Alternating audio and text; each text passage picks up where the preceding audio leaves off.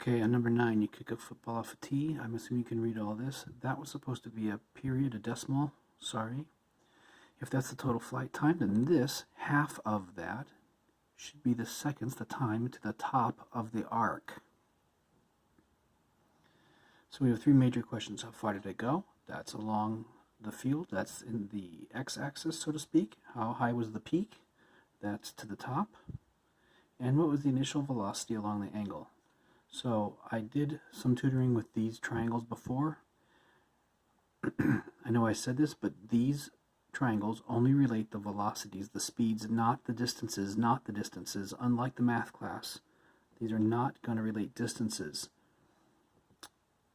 So what I realize is I know some time to the top, and I know the angle, and that's it. And I can make a right triangle here where this is going to be the vertical speed and this is going to be the horizontal speed. And that's all I've got. So let's make a list, though. I do know a couple more things.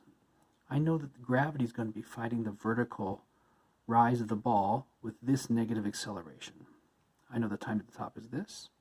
I don't know what the vertical speed as I kick it is, so let's note that. At the top of the arc, the vertical speed has to be 0, otherwise how did it turn around and start heading down? At some billionth of a second, the speed must be 0 in the vertical direction. So, I don't know distance, and I don't know initial speed, so I'm kind of stuck. But I'm not totally stuck, because look what I can do. If I use this formula, I can find VI, because I know that's 0, I know this is negative 9.81 meters per second squared, and I know this time is again half of the total flight time.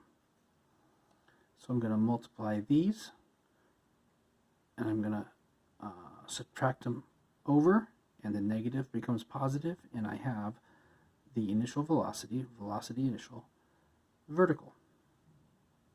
Now that I know that, I could go and find D to the top. This is D at the top of the arc. At this point, actually, I have a lot of formulas I could use. I just picked one that seemed really simple. You could get it using other formulas. I know the vertical speed at the top is 0. I know the initial speed is now 13.98 meters per second. And by the way, I also put it here. This is what we might call my Y value. It's my vertical takeoff speed of the ball. Not the total, just the vertical component. Here's my negative acceleration due to gravity, because it's fighting the ball's rise. And here's distance. So I'm going to multiply these two and get that. I'm going to subtract this over and get a negative. I'm going to divide this under, this over that, this over that. The negatives cancel out and I get a positive meters equals distance to the top, which is how high was the peak. So that is major question number 1 solved. The horizontal distance. Well, I don't know the speed horizontally, but I can go get it. If I know that tangent of an angle is opposite over adjacent, and I know opposite, don't I? I just figured that out. I can say tangent of 30 degrees is the opposite side over whatever the adjacent side is. We're going to trade these two here because we know that if there's no adding and subtracting, then everything moves diagonally. When there's only multiplying, dividing, everything moves diagonally. So the x is going to go up left, tangent 30 is going to go down right, and I get this divided by that. If you need to review that, go back and look at that again. X solves as 24.2 meters per second, and I went and put that here. That's my x value here. Now we can use sort of that 5th grade math of distance equals velocity times time. And we don't need acceleration and all that because gravity isn't fighting us. So we'll just put these in and we'll pretend that there's no air resistance, and we'll say this is a max value.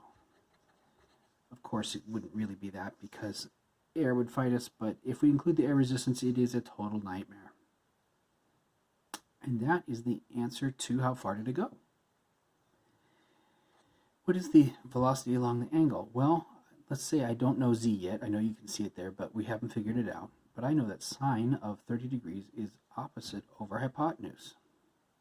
So sine of 30 is opposite over hypotenuse. Again, this goes up left, sine 30 goes down right, and I get this divided by that equals z, because z is over here now, and I get 27.96 meters per second. And that is the answer to my third big question: what was the initial velocity along the angle?